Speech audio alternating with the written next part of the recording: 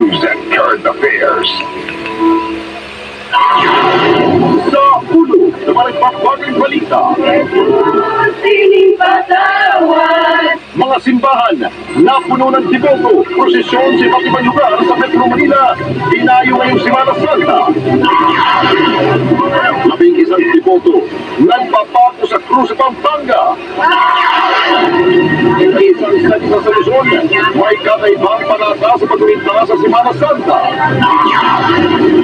Patun na pinaniniwalaan nakakagamot, dinalayo naman sa San Pedro Laguna. Pagkuminta sa mahal na araw sa ilang lugar, nauwi sa trahedya, 7 patay sa magkakaiwalay na insidente ng pagkalunod. 75 patay sa marahas na dispersal ng mga nalista sa Syria. Ang kay Manny Pacquiao, international recording artist rin. At Luneta, ginawang summer getaway ng mga nais makatipid.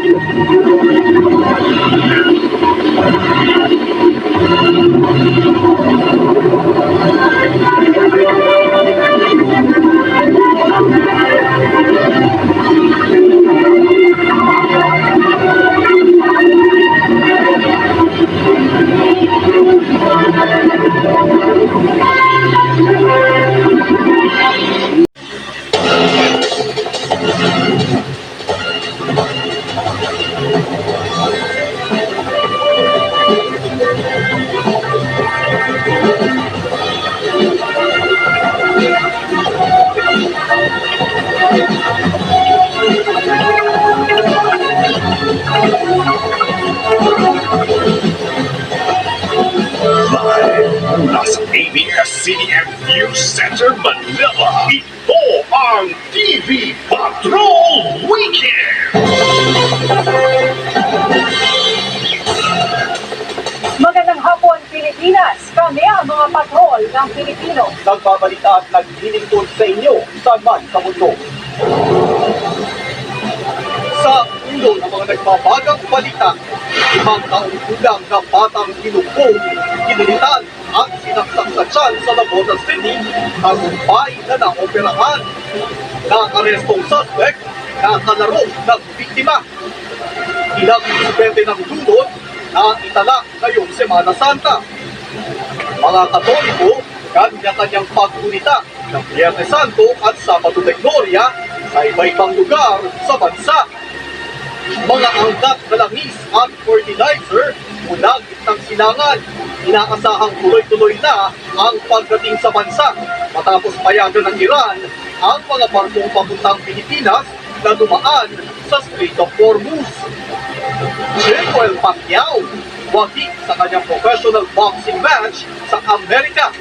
Pinoy gymnast na si Eldru Yudo, aabante naman sa World Cup Cairo Finals. At ng celebrities, vacation at work mode ngayong Holy Week.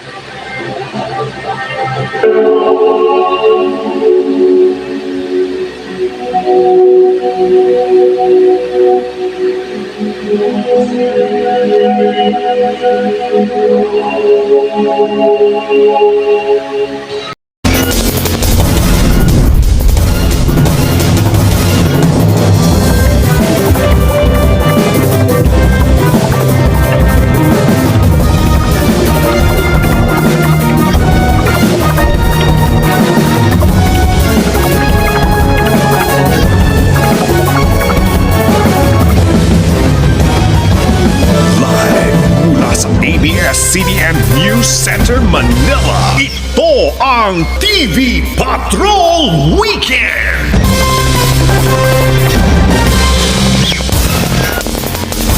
Magandang hapon, Pilipinas. Kami ang mga patrol ng Pilipino. Nagbabalita at naglilingkod sa inyo saan man sa mundo. Sa ulo ng mga nagbabagang balita, mga bakasyonista nagsisiuwian na sa pagtatapos ng Semana Santa.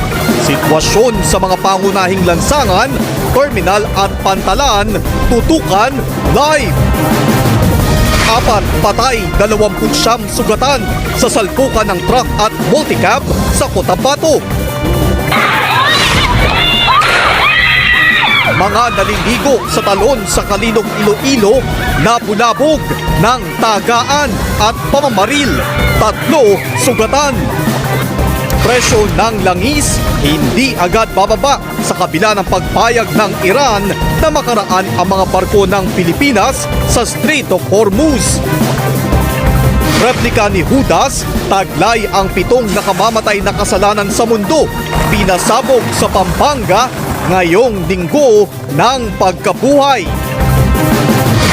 At Bini at SB19 hataw sa kanilang mga bagong proyekto at mga international music fest debut.